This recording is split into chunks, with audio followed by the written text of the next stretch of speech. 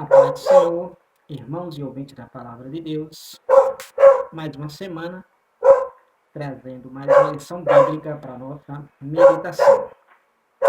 A lição desta semana tem por título Imagens Bíblicas da Igreja.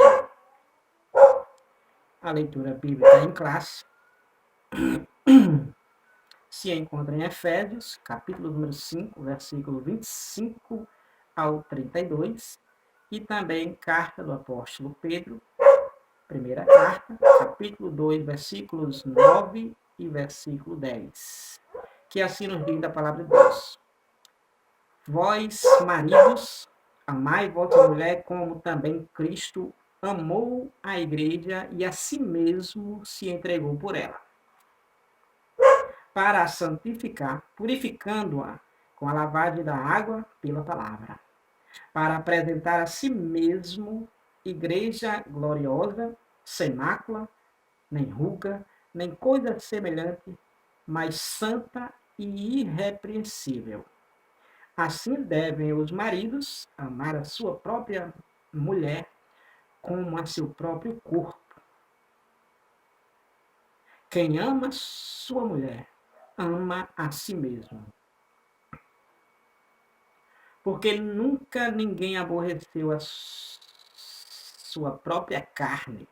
Antes a alimenta e sustenta, como também o Senhor a igreja. Porque somos membros do seu corpo,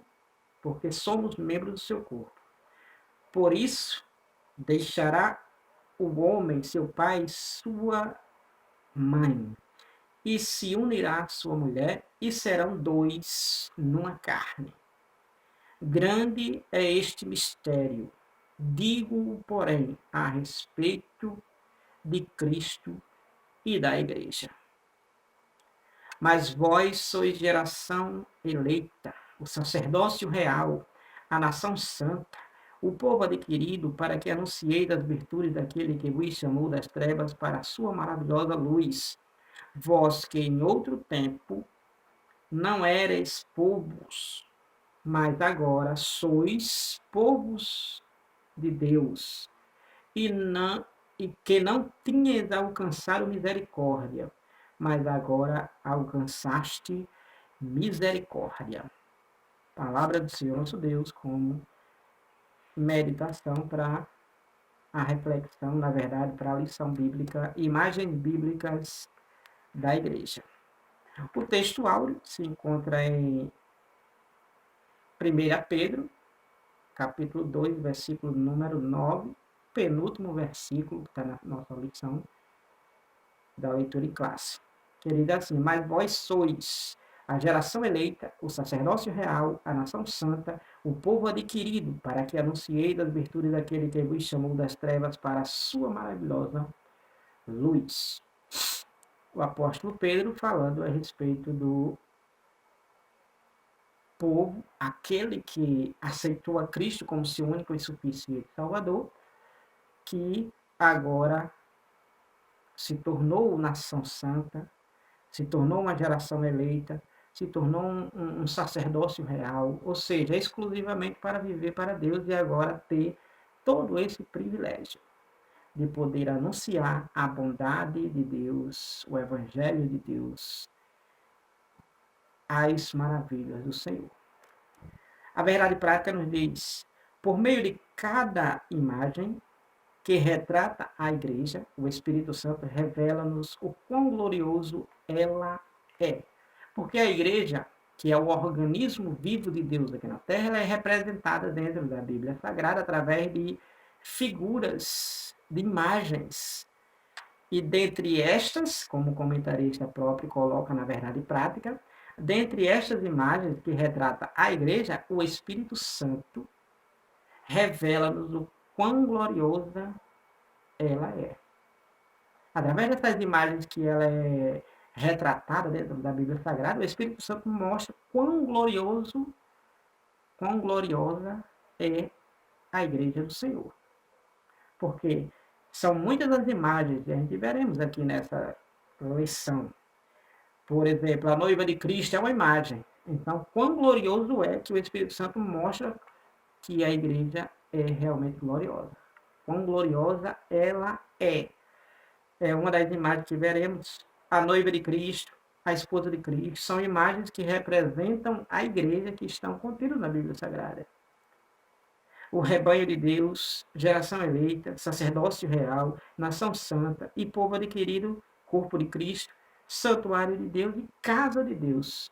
São imagens, todas estas, que retratam a imagem da igreja de maneira bíblica. Então, veremos aí essas imagens que representam a igreja de Cristo, a igreja de Deus aqui na Terra. No primeiro tópico, nós temos aí no primeiro tópico imagens que descrevem um relacionamento.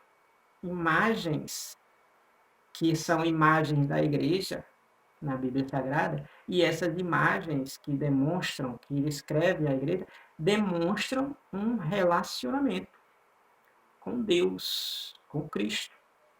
Então, veremos essas imagens que descrevem um relacionamento com Cristo.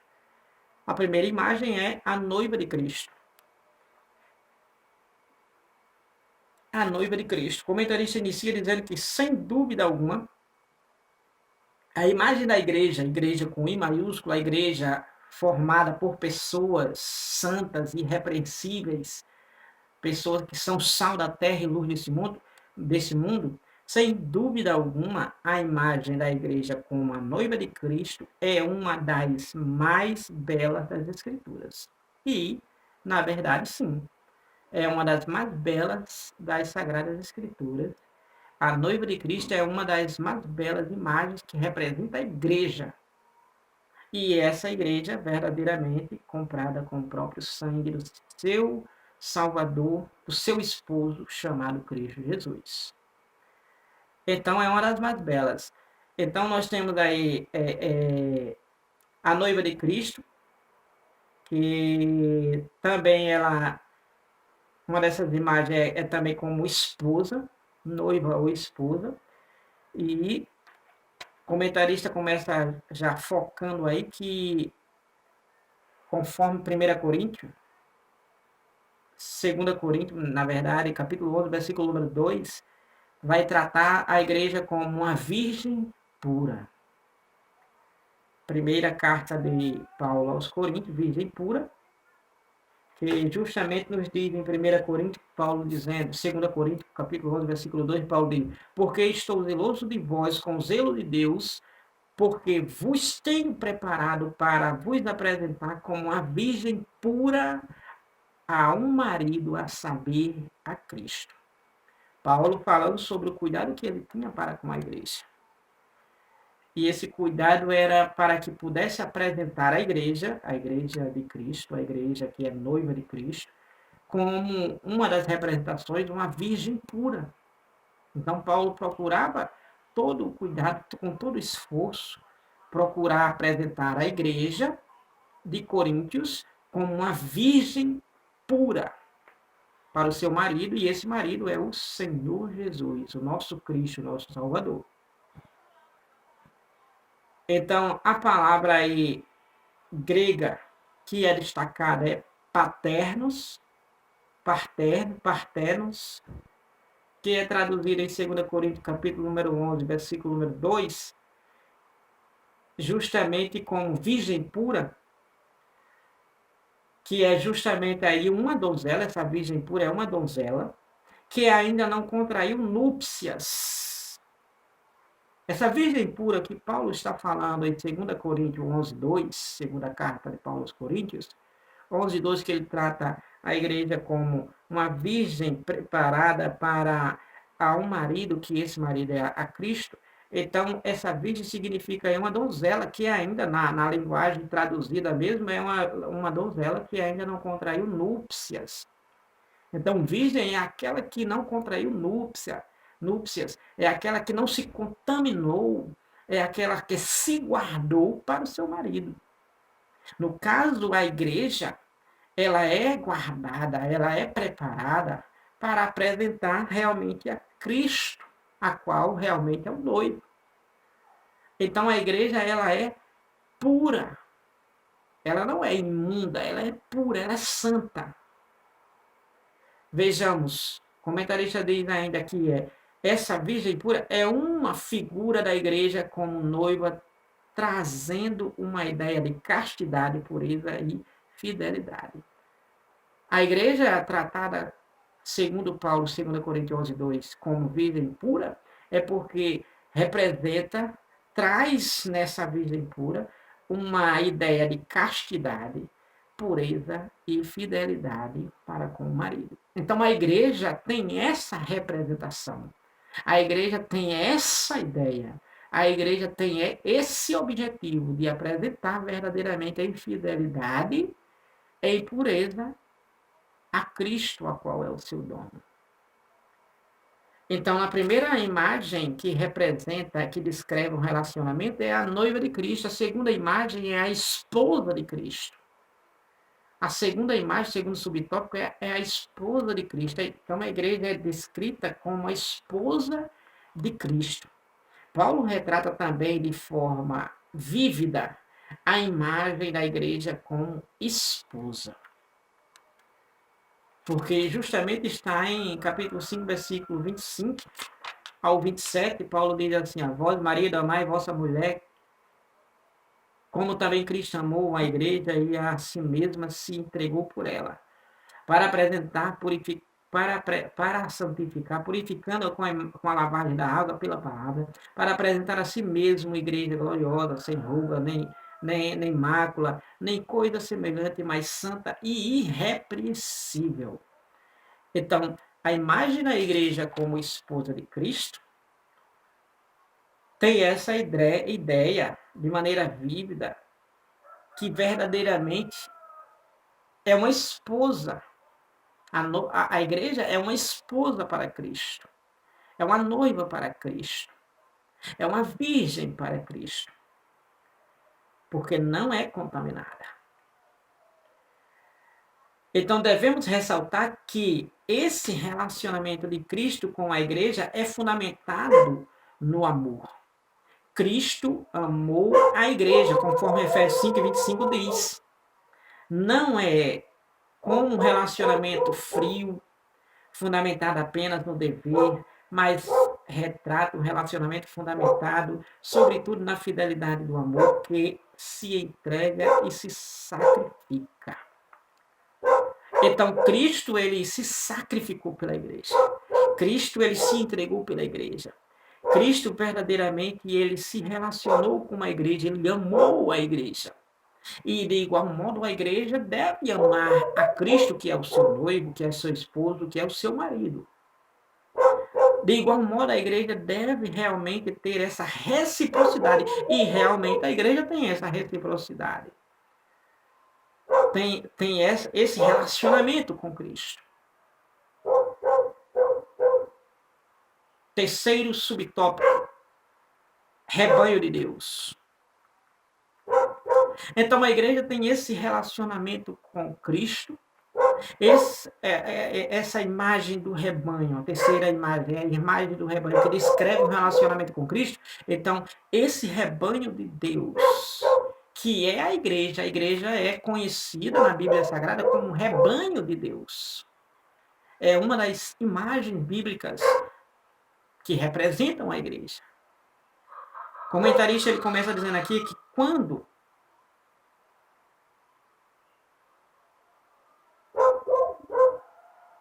reuniu os presbíteros na igreja de Éfeso, o apóstolo Paulo os exortou. Paulo, quando reuniu os presbíteros na igreja de Éfeso, ele os exortou. Paulo reuniu a igreja de Éfeso, reuniu os líderes da igreja de Éfeso, os presbíteros, os anciãos. E ele diz assim no versículo número 28 do capítulo 20 de Atos dos Apóstolos: olhai por vós e por todo o rebanho, sobre que o Espírito Santo vos constituiu bispos para apresentar-lhes à igreja de Deus que ele resgatou com seu próprio sangue. Paulo faz o quê? Uma advertência, dizendo, olha, tome cuidado do rebanho de Deus. Esse rebanho que foi comprado, resgatado pelo próprio sangue de Cristo, que ele comprou com seu próprio sangue. Então, cuide do rebanho de Deus. Quem? Paulo estava dizendo? Paulo estava dizendo, os pastores, cuidem do rebanho de Deus. Líderes, cuidem do rebanho de Deus, porque Cristo, Filho amado de Deus, enviado a este mundo, comprou ela, se entregou por ela e pagou um alto preço e foi derramando o seu sangue por ela, por este rebanho santo. Então, Paulo, quando reuniu os presbíteros, os líderes, os bispos da igreja de Éfeso, ele os exortou, ele os encorajou, ele os colocou sobre a atenção para eles cuidarem com zelo aquilo que foi comprado com sacrifício. O comentarista continua dizendo, aqui a igreja, em Éfeso, como Paulo exortou, aqui a igreja é retratada como um rebanho de Deus. Paulo diz mesmo, no versículo 28 de Atos dos Apóstolos, rebanho de Deus, olhai por vós e por todo o rebanho de Deus. Cuidem de vocês, se cuidem, mas também cuidem do rebanho de Deus. Procurem ter vida espiritual, mas também procurem dar vida espiritual para o rebanho de Deus. Olha só. Aqui a igreja é retratada como um rebanho de Deus, em Atos 20, versículo 28. É uma metáfora que ilustra a relação existente entre a ovelha e o pastor. Entre a ovelha e o pastor. É uma metáfora que ilustra, que mostra a relação entre a ovelha e o pastor. Paulo deixa claro que esse rebanho custou um alto preço. Paulo, aos Efésios, aos líderes, os bispos, os presbíteros, os líderes, os pastores de Éfeso, que ali estavam, Paulo verdadeiramente deixou claro que esse rebanho que eles tinham agora, a autonomia para cuidar, custou um alto preço.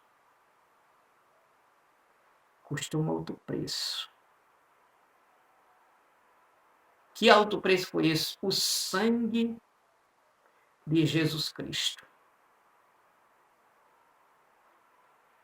Foi o preço de sangue. Jesus ele precisou derramar o seu sangue. Jesus ele precisou se entregar naquela cruz, subir naquele madeiro.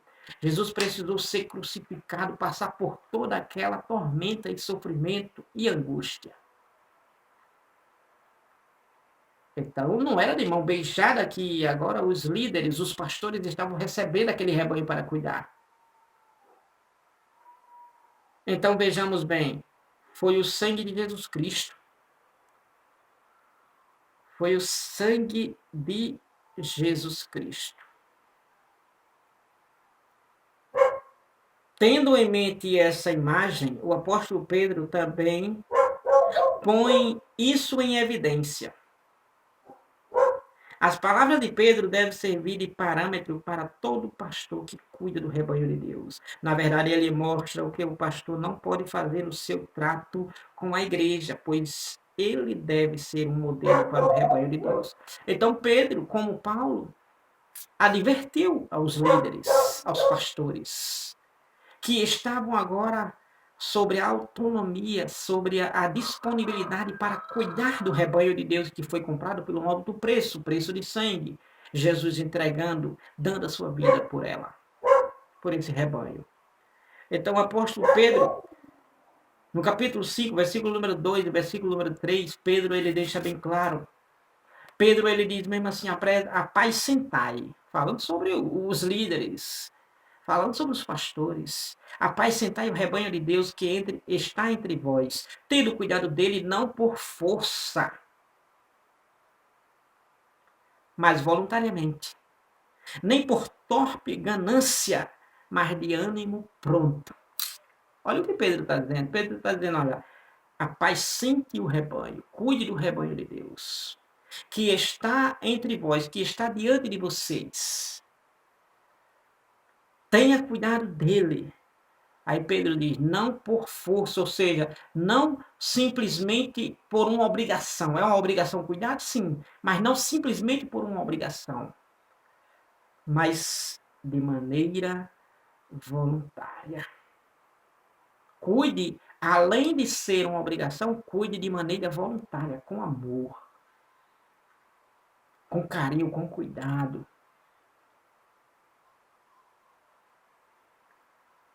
Aí Pedro diz, ó, nem por torpe ganância, não cuide do rebanho de Deus por ganância, para querer construir patrimônio, riquezas, para ganhar dinheiro com ela, não. Não, é por voluntariedade.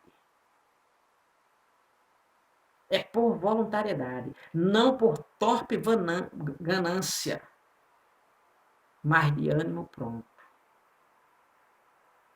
Mas de maneira singela, de maneira sincera, de maneira honesta, de maneira íntegra, de maneira realmente sabendo que esse rebanho é de Deus.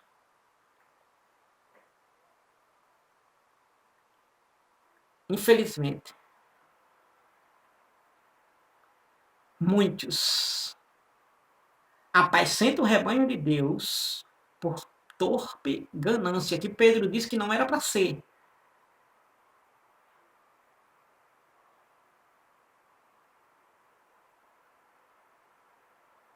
Somente para tirar proveito. Estão nem aí para o rebanho de Deus. Estão apenas querendo o status. Mas não estão querendo cuidar. Querem usufruir, mas não querem cuidar. Pedro diz no versículo número 3, 2 Pedro 5:3, diz assim, nem como tendo domínio sobre a herança de Deus, sobre o rebanho de Deus. Não é para cuidar do rebanho de Deus que está entre vocês, tendo domínio, nem como tendo domínio sobre a herança de Deus. Ou seja, aqui é eu que domino, aqui é eu que mando. Não, Pedro disse aqui, não como tendo domínio sobre o rebanho de Deus, sobre a herança de Deus. Há muitos que batem no peito dizendo que é do jeito deles. Enquanto eles aqui estiverem, enquanto... Não é assim. O rebanho é de Deus. O rebanho não é do homem, não é do pastor. Não é do presbítero, não é da liderança, não é... É de Deus. E ai daquele que não cuidar do rebanho de Deus. Nem como tendo domínio sobre a herança de Deus, mas servindo de exemplo ao rebanho. Olha a observação. Servindo de exemplo ao rebanho. Há muitos que se dizem ser o exemplo, mas não são exemplo coisíssima nenhuma. Há muitos pastores dizendo que são exemplo, mas não são exemplo coisíssima nenhuma. Coisíssima nenhuma. Porque justamente estão como dominadores da herança de Deus. Mas vai daqueles que assim fizerem ou estiverem fazendo. Porque Deus não deixa barato. Se Jesus pagou um alto preço, Deus não vai deixar uma liderança fazer o que quer com o rebanho dele, com a herança dele.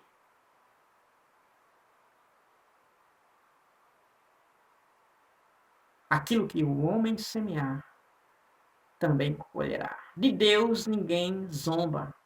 Gálatas capítulo 6, versículo 7.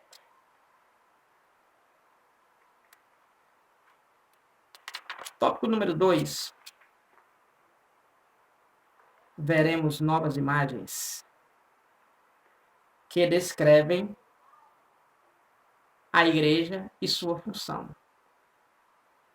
Imagens que descrevem função da igreja. Primeiro subtópico, nós temos aí geração eleita, sacerdócio real, nação santa e povo adquirido. Geração eleita, sacerdócio real, nação santa e povo adquirido por Deus. Então tem aqui imagens e funções da igreja.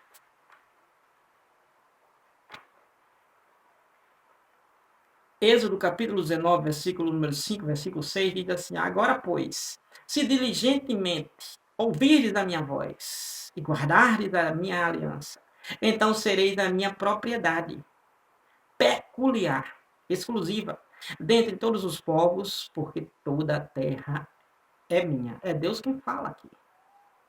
Versículo 6.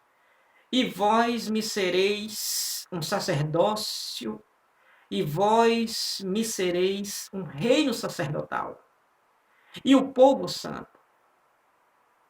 Estas são as palavras que falarás aos filhos de Israel. Então, Deus está falando aqui justamente aqui nesses versículos que é uma geração eleita, um sacerdote real, uma nação santa e um povo adquirido. Isaías capítulo 43, versículo número 3, diz assim: porque eu sou o Senhor teu Deus, o Santo de Israel, o teu Salvador. Dei o Egito por teu resgate, a Etiópia e a Seba em teu lugar. Então Deus ele está deixando bem claro que o povo pertence a ele. Essa subdivisão aqui nós temos na letra A, geração eleita. A geração eleita é a palavra grega aí, genos, traduzida aqui como geração, também possui o sentido de raça. Então, geração eleita, geração, possui o sentido de raça. Que, enfim, em Cristo todos formam a geração eleita. Todos aqueles que aceitaram a Cristo, que confessaram a Cristo, que se converteram a Cristo, se formam e fazem parte desta geração eleita. Alternativa B, sacerdócio real. Essa imagem vem do Antigo Testamento, sacerdócio real, vem do Antigo Testamento, do antigo sistema sacerdotal levítico, que nesse sistema sacerdotal levítico, ali, essa função era reservada apenas para uma tribo e a tribo de Levi. Então, quando Deus diz aí sacerdócio real, é uma representação relacionada ao antigo sacrifício, sistema de sacrifício levítico, aonde tinha uma família com uma função reservada para justamente apresentar a Deus e interceder a Deus pelo povo, pegando assim ofertas e sacrifícios para oferecerem a Deus pelos pecados do povo. Então, ali essa função no Antigo Testamento era reservada para uma tribo, a tribo de Levi. Por outro lado, debaixo da nova aliança, que é agora no Novo Testamento, através de Cristo, todo cristão é um sacerdote. Agora, todo cristão tem o privilégio de queimar incenso, isto é, de exercer um ministério de oração e intercessão diante de Deus. Então, no Antigo Testamento, essa intercessão, esse sacerdócio era exercido por uma tribo, a tribo de Levi. No Novo Testamento, através de Cristo, todo aquele que aceitou a Cristo, então, todo cristão tem esse privilégio de queimar incenso, ou seja, de orar, de interceder a Deus, conforme a gente podemos vermos aí no Salmo número 141, versículo número 2, dizendo assim o salmista: suba a minha oração perante a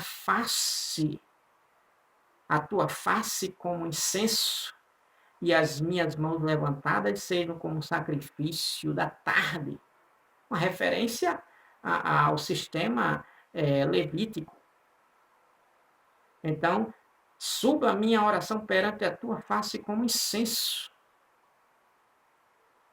Então, nós temos esse privilégio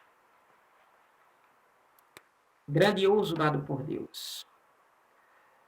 Alternativa C, nação santa e povo adquirido, conforme 2 Pedro, capítulo 2, versículo número 9, que está no versículo: vós sois geração eleita, sacerdote real, a nação santa, o povo adquirido, para que anuncieis as virtudes daquele que vos chamou das trevas para a sua maravilhosa luz.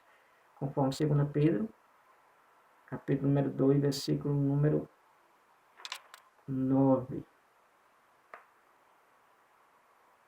Então, 1 Pedro, perdão, capítulo 2, versículo 9. Então, nação santa e um povo adquirido. Então, ambos os termos vêm adjetivados com as qualidades, mostrando que essa nação e esse povo eram representantes e deveriam ser. Representavam e deveriam ser. Não era uma nação ou um povo qualquer. Era uma nação santa e um povo adquirido para Deus. Essa é uma figura muito forte para retratar uma igreja inteiramente consagrada a Cristo. Quando Pedro fala nação santa e povo adquirido, então ela representava e falava verdadeiramente de maneira consagrada ao próprio Cristo, a qual o resgatou, se entregou por ela. No subtópico número 2, nós temos corpo de Cristo. A igreja que é descrita como corpo de Cristo. Então, mais do que uma organização, que é a igreja, mais do que uma organização, a igreja é um organismo. A igreja, mais do que uma organização, ou seja, estar organizada com suas subdivisões bem ordenadas, mais do que isto, ela é um organismo vivo. Por que um organismo vivo? Porque ela tem vida. E o próprio Deus, o próprio Espírito Santo, o próprio Cristo habita nela de maneira real e absoluta. Então, o corpo de Cristo, então, mais do que uma organização, que é a igreja é um organismo. Um organismo vivo. A analogia de organismo vivo da igreja como corpo, a analogia da igreja como corpo é muito significativa, importante, relevante. Primeiramente porque retrata a harmonia e unidade que há no corpo. Por quê? Porque um corpo ele tem harmonia e unidade. Por quê? Porque um corpo ele tem vários membros e esses vários membros estão em unanimidade, estão em harmonia, estão realmente em concordância com o corpo, conforme o corpo. Então o corpo ele tem toda essa unanimidade, ele tem toda essa harmonia, ele tem toda essa unidade. É unido muitos membros em um corpo. Então, a imagem do corpo de Cristo, de igual modo, da mesma forma. Então, no corpo humano, tudo está em seu devido lugar. Ou seja, no corpo humano, naturalmente no corpo humano. A cabeça está no seu devido lugar, o braço está no seu devido lugar, as pernas estão no seu devido lugar, todos os membros e órgãos estão em seus devidos lugares. Não está em desarmonia, está em harmonia. Conforme 1 Coríntios, capítulo 12, versículo 2. Então, todos os membros cooperam para o bom funcionamento do corpo. 1 Coríntios, capítulo 12, versículo 21, 22 e também o 25. Vejamos o que diz 1 Coríntios, capítulo 12, versículo número 12. Diz assim, porque assim como o corpo é um e tem muitos membros, e todos os membros, sendo muitos, são um só corpo, assim é Cristo também. Então, Cristo ele está unido em harmonia com o corpo, que esse corpo é a igreja, verdadeiramente em perfeita harmonia e unidade. Apesar do corpo, como um corpo humano, tem vários membros, mas unido em um corpo, então a igreja tem também vários membros, que esses vários membros estão unidos a um corpo, que é o corpo de Cristo, que é justamente a igreja. A igreja de Cristo. Então, capítulo número 12, versículo 21, 22 e 25 de 1 Coríntios, nos diz assim: e o olho não pode dizer à mão, não tenho necessidade de ti, nem ainda a cabeça aos pés, não tenho necessidade de vós. Antes, os membros do corpo que parecem ser os mais fracos são necessários, ou seja, tem necessidade deles. Então, estar ali inserido no corpo, mesmo aqueles membros que pareçam ser mais fracos ou menos necessários, mas eles são de grande utilidade e faz parte da harmonia e unidade deste corpo. Então, para que não haja divisão no corpo, mas antes tenha os membros igual cuidado um dos outros. Ou seja, uma mão não pode desprezar um pé. Um pé não pode desprezar uma mão. Assim também como qualquer membro no corpo de Cristo não pode desprezar o outro. Ao contrário, cada um cuidar de igual modo um dos outros. Então vejamos aí que o corpo de Cristo é fundamental, que é a igreja. Essa grande relevância e importância. Então, a variedade dos órgãos, conforme a gente podemos vermos aí, como já vimos aí, 2 Coríntios, capítulo 12, versículo número 12, como também 1 Coríntios, capítulo 12, versículo 21, 22 e 25. Na verdade, lendo no capítulo 12, a gente veremos aí, 1 Coríntios, essa unidade do corpo, importância do corpo e dos membros, aonde a unidade e a harmonia de todos em um corpo. Assim é a igreja de Cristo, o corpo de Cristo.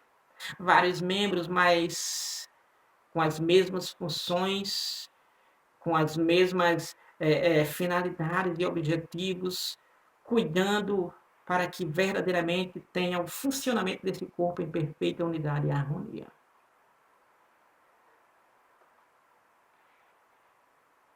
O comentarista ele faz uma posição aqui bem interessante. Um corpo constituído por um só órgão seria uma monstruosidade. Uma monstruosidade. Só que um corpo não é constituído somente por um órgão ou um membro, mas sim por vários. Assim, o corpo de Cristo, que é a igreja, também da mesma forma, por vários membros. Tópico número 3. Imagens que descrevem a habitação.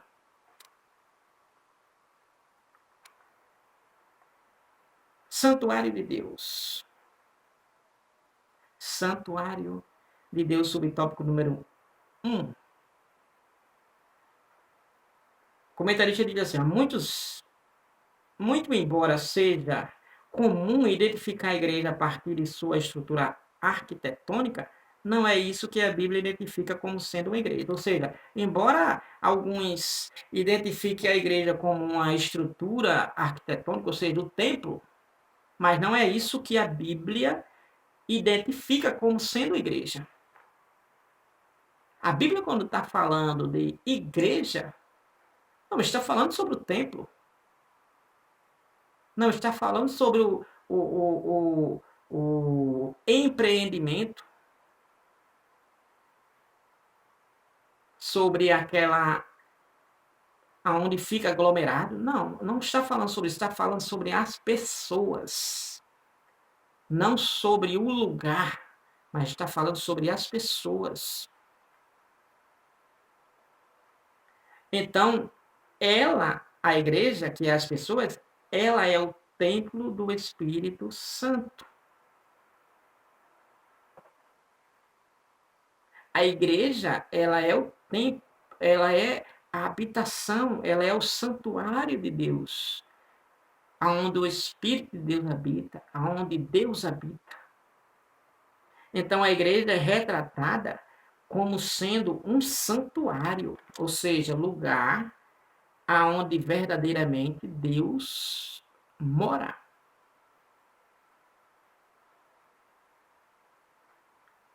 A igreja é retratada como um santuário, a habitação de Deus. Individualmente, cada crente é um templo do Espírito Santo, conforme 1 Coríntios 6,19, vós sois o templo de Deus. Está escrito lá. Mas na sua forma corporativa, a igreja é retratada como sendo o santuário de Deus. Então, de maneira corporativa, ou seja, em unidade, em harmonia, todos esses membros, quando estão juntos, que é de maneira corporativa, então é o santuário de Deus. Individualmente, quando não está reunido corporativamente, então, quando está um cristão individualmente, então ele é a habitação de Deus. O cristão é a habitação de Deus. E quando está de maneira congregacional, de maneira conjunta, de maneira uma multidão, então ali é a igreja como corporativa, de forma corporativa, de forma que se cooperam uns com os outros. E ali é o santuário de Deus. 1 Coríntios capítulo 3, versículos 16 e 17. Então, isso também significa que Deus habita a igreja. Deus habita a igreja, ela é seu templo. Nesse aspecto, o apóstolo Paulo alerta sobre o perigo que há em se profanar o santuário de Deus, que é a igreja, ou seja, tornar imunda. É um perigo. É um perigo porque Deus ele não aceita que o seu templo seja realmente destruído. A gente podemos vermos justamente essa referência para poder termos uma noção que nos diz assim dessa seguinte forma, 1 Coríntios, capítulo número 3, versículo número 16. 1 Coríntios, capítulo 3, versículo número 16.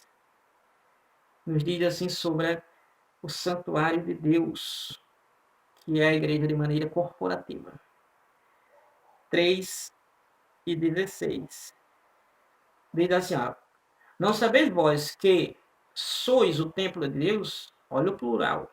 Não sabeis vós, vocês, que sois o templo de Deus e que o Espírito de Deus habita em vós?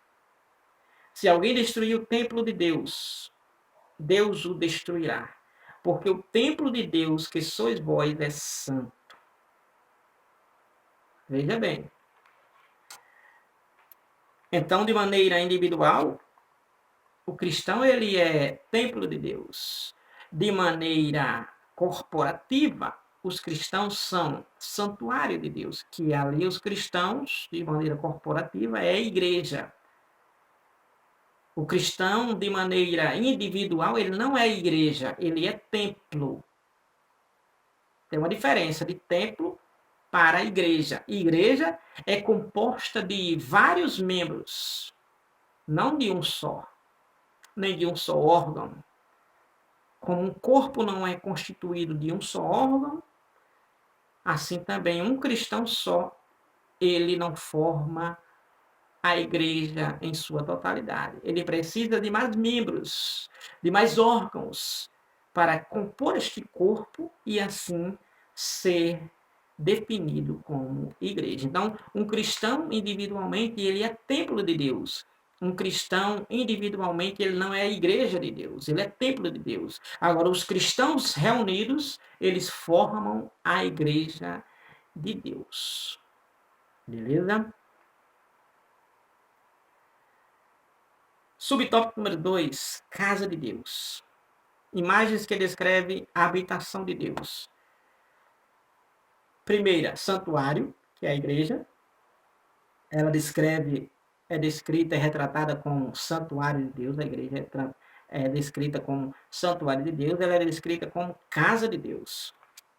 A igreja é descrita como sendo a casa de Deus.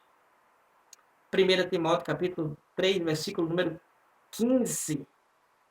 Esse conceito da igreja como sendo a casa de Deus é derivado do Antigo Testamento, em que o povo de Deus é retratado como uma casa ou família de Deus. Então, casa de Deus, a igreja é descrita como sendo a casa de Deus, 1 Timóteo, capítulo número 3, versículo número 15. 1 Timóteo, capítulo número 3, versículo número 15, nos fala aí sobre verdadeiramente a igreja como casa de Deus.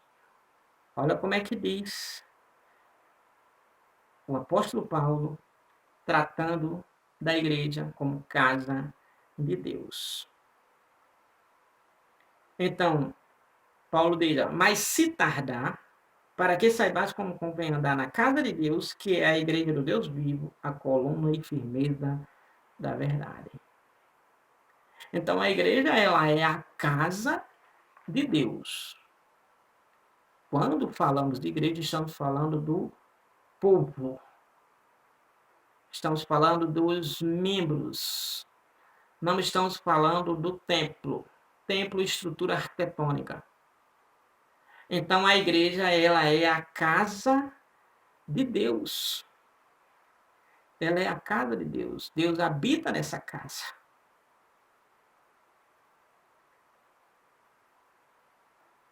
Então, uma igreja forte é formada por famílias igualmente fortes.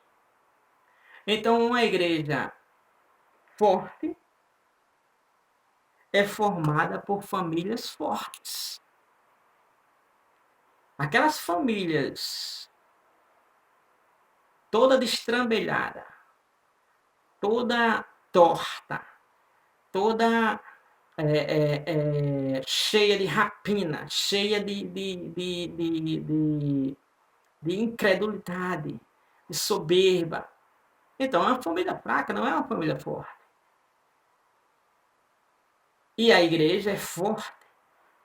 E essa igreja forte, ela é formada justamente por membros. E esses membros são famílias. E essas famílias têm que ser igualmente fortes. Se a igreja é forte, famílias fortes. Se a igreja é fraca, famílias fracas. Formam esta igreja.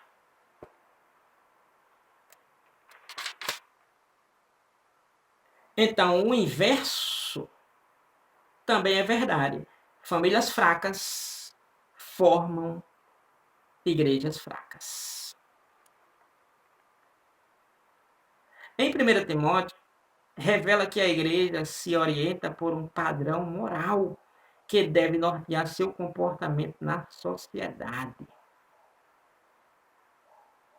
Ou seja, ela é coluna e firmeza da verdade. Ela sustenta a verdade, ela não abre mão da verdade. Ela sustenta a verdade. Terceiro subtópico. O privilégio de ser igreja.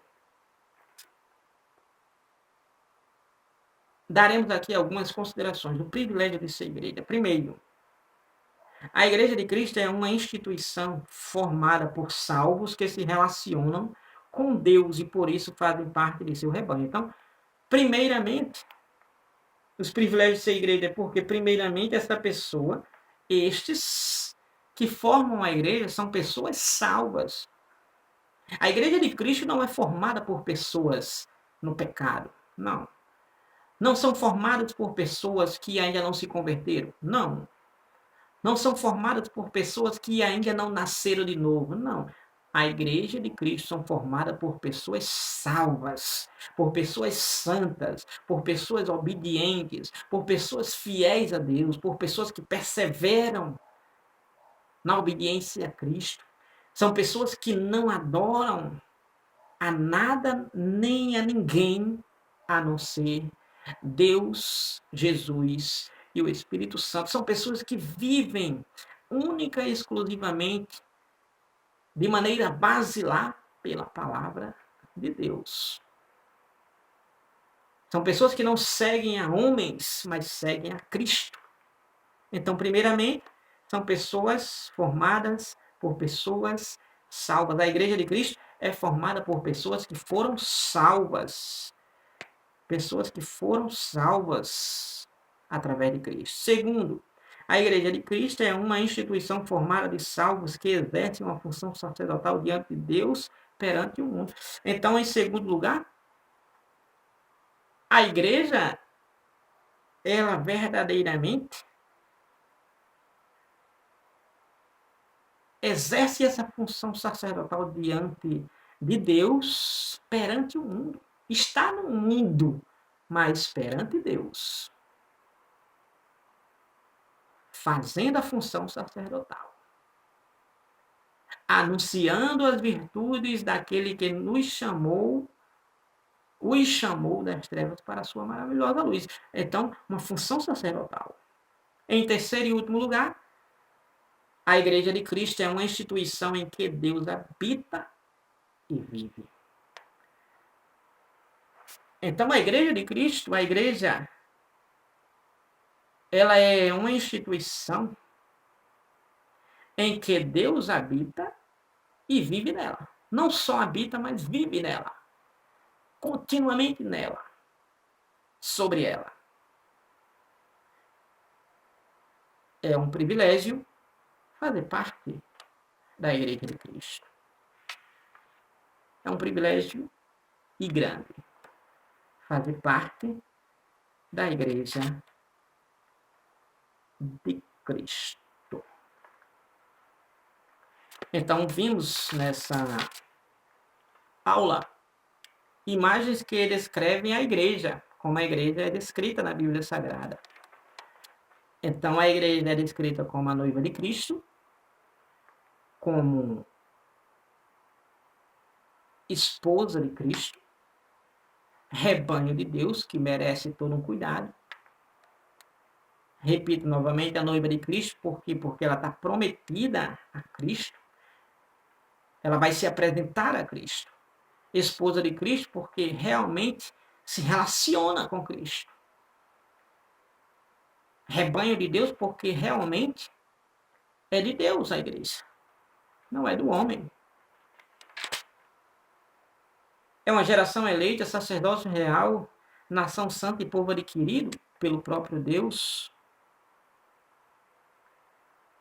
É o corpo de Cristo. A igreja é o corpo de Cristo. Quem é o cabeça da igreja? Quem é o cabeça desse corpo? Que é a igreja? A igreja é um corpo. E quem é o cabeça desse corpo? Cristo. Quem é o dono desse corpo? Cristo. Quem é o Senhor desse corpo? Cristo. Então a igreja é o santuário de Deus.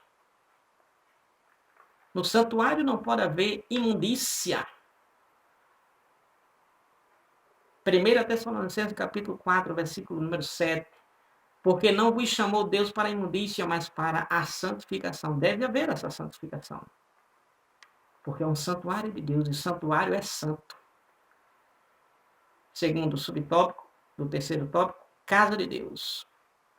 A igreja é casa de Deus.